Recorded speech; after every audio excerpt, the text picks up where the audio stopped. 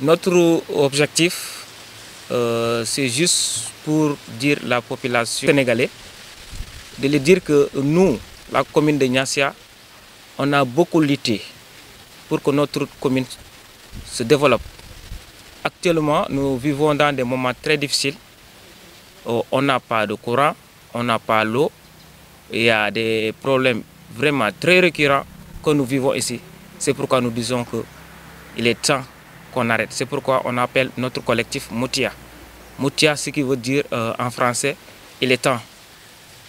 Il est temps que les jeunes se lèvent pour que nous luttons pour la commune de Niassia, pour que la commune de Niassia soit une commune comme toutes les communes du Sénégal. Nous sommes des citoyens sénégalais, nous avons droit à dire ce que nous plaît pas. C'est pourquoi on a fait notre marche depuis le 28 décembre. On a rassemblé tous les villages de la commune de Niassia pour qu'on se lève, lutter pour le développement de la commune. Alors, ce que nous pouvons noter, il y a beaucoup de problèmes depuis le lycée. Le lycée, il vient d'être né. Jusqu'à présent, il y a beaucoup de problèmes qui se trouvent au niveau du lycée. Non seulement, ils n'ont pas de terrain pour faire leur EPS. Donc, ils sortent de Niassia pour aller à Etomé pour faire leur activité sportive. Ce n'est pas normal. Donc, ils perdent du temps pour aller à Etomé faire des cours, après revenir à Niassia. Donc, c'est totalement des problèmes. Donc, c'est pourquoi nous, ici, le collectif, on est là pour dire il faut que ça s'arrête. Il faut que ça s'arrête. Nous sommes des citoyens sénégalais, comme tous les Sénégalais. Je profite de l'occasion pour féliciter les Lions de la Teranga qui nous ont amené un premier sacre. Et féliciter également Justine Manga, Madame le maire. Et nous lui encourageons, lui disons, nous attendons beaucoup plus de lui et appelons à toute la population de Niassia de travailler autour de cette nouvelle équipe municipale pour le développement de la commune de Niassia.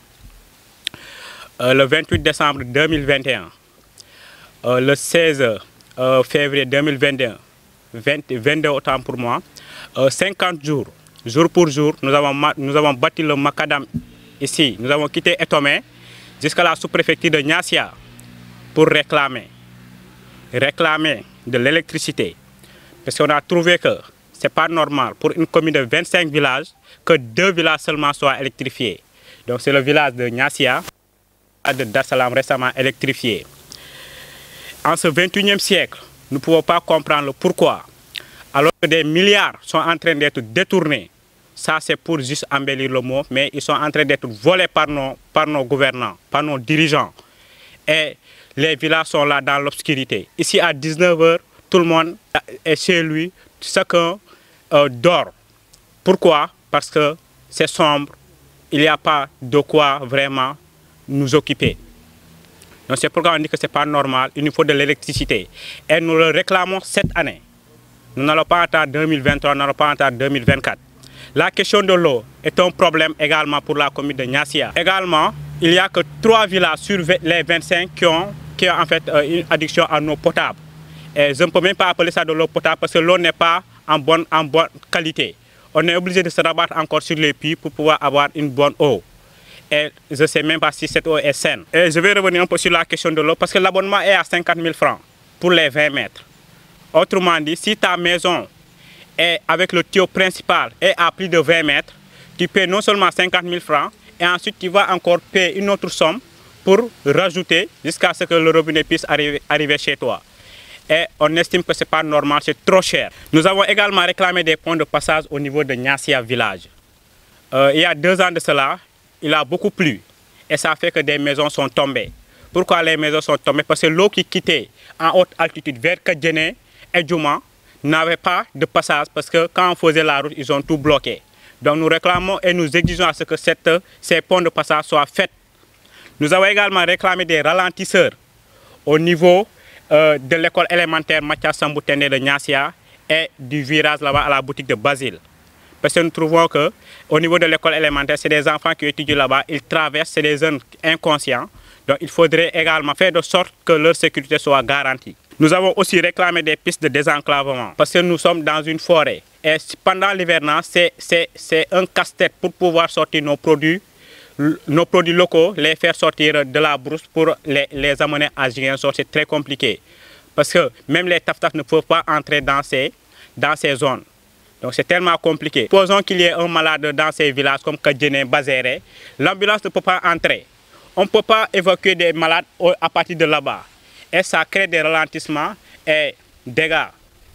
On sait ce qui en suit. Quand on n'est pas bien pris en soins au niveau de la santé, c'est des problèmes. Donc quand quelqu'un est malade, on voudrait que l'ambulance puisse avoir un accès facile et entrer dans les villages, pouvoir récupérer les malades et les amener pour que l'on puisse les soigner. L'extraction du pont de Etomé a été également revendiquée la fois dernière.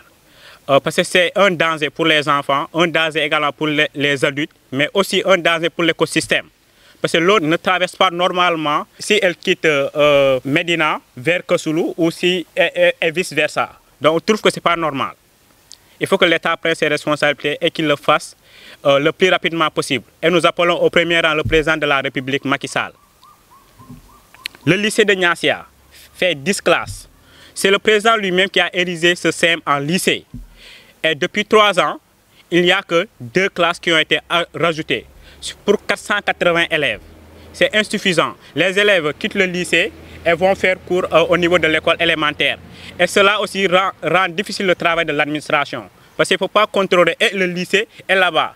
Et étant donné qu'il n'y a pas assez de personnel, il ne faut pas également déléguer des surveillants au niveau de l'école élémentaire.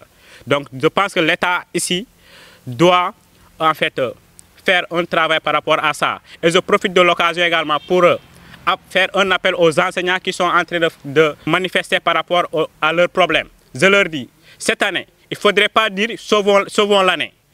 On en a assez entendu. Il faut sauver l'éducation. Soit vous, en fait, vous allez vous battre jusqu'à aller à une année blanche et que le problème soit réglé définitivement pour ne pas revenir chaque année ici, sauvons l'année, sauvons l'année. Nous restons pendant 6 mois sans faire cours et s'il vous reste 3 mois, vous dites sauvons l'année. Et en 3 mois, qu'est-ce que vous pouvez enseigner aux élèves? Cette année, vous devez en fait tenir et dire non jusqu'à ce que vous obtenez gain de cause de façon définitive. Le collectif Moutia veut dire en Wolof Jotna. Donc, sera ouvert à toute la commune. Pour le moment, il n'y a que les villages du Bayotte. Mais nous allons travailler à ce que toutes les populations de la commune de Niassia intègrent ce comité parce que nous allons organiser encore une grande marche et ça sera une marche communale. Et après cette marche, s'il n'y a pas gain de cause, là nous allons passer à la vitesse supérieure. Nous interpellons l'État du Sénégal. Le président Macky Sall, nous vous interpellons directement. Il faut régler notre cas. On ne peut pas vivre dans l'obscurité durant des siècles. Nos grands-parents sont nés dans l'obscurité. Nos papas sont nés dans l'obscurité. Nous sommes nés dans l'obscurité. Et nous n'allons pas mourir dans l'obscurité car nos enfants vont naître dans l'électricité. Nous allons avoir de l'eau également. Je vais un peu revenir également sur la cherté de la vie. La vie est trop chère. Le sac de sucre coûte 30 000 francs. Moi, je suis commerçant, j'en sais quelque chose. Le riz également est trop cher. Tout est cher dans ce Sénégal. Vraiment, il faudrait que le président de la République, encore une fois, prenne ses responsabilités. Nous sommes des citoyens et des citoyens apparemment entiers du Sénégal. Donc, ce que les autres ont, nous avons le droit de l'avoir ici chez nous. Donc, j'appelle également à la diaspora de la commune de Niassia de venir nous soutenir dans ce combat. Parce que c'est un combat pour tous et un combat pour le développement de la commune de Niassia. Oui, aux enseignants surtout et à l'État du Sénégal. Ils doivent faire de sorte que cette année, qu'ils ne nous disent pas « sauvons l'année ». Nous voulons que vous sauvez l'éducation. C'est-à-dire qu'il faut obtenir gain de cause et finir cette grève de façon définitive. Beaucoup de difficultés, parce qu'il y a des élèves qui quittent de plus de 5 km. Certains quittent 6 km pour rejoindre le lycée. Et c'est très compliqué. Il fait le transport, il vient faire cours de 8h à 9h, il rentre. En fait, vu le niveau économique, le niveau de développement de notre pays, c'est vraiment trop compliqué. Les parents sont fatigués, ils n'ont pas la possibilité de le dire. Le collectif Moutia va le dire à leur nom. C'est vraiment très difficile. Également, pour dire que c'est problématique. On a vraiment des problèmes. Par rapport à la cherté de la vie, les parents se débrouillent. Certains vont aller récolter le vin, certains font la pêche, certains sont obligés d'aller faire comment on appelle ça, le journalier. Et on sait qu'il n'y a même pas de sentier ici. on se débrouille. Si quelqu'un te donne 2 sacs de ciment, tu essaies de faire, tu vas acheter 2 kilos de riz, tu viens à la maison. C'est vraiment compliqué. C'est trop compliqué et nous interpellons l'État du Sénégal de vraiment faire un geste, de diminuer les prix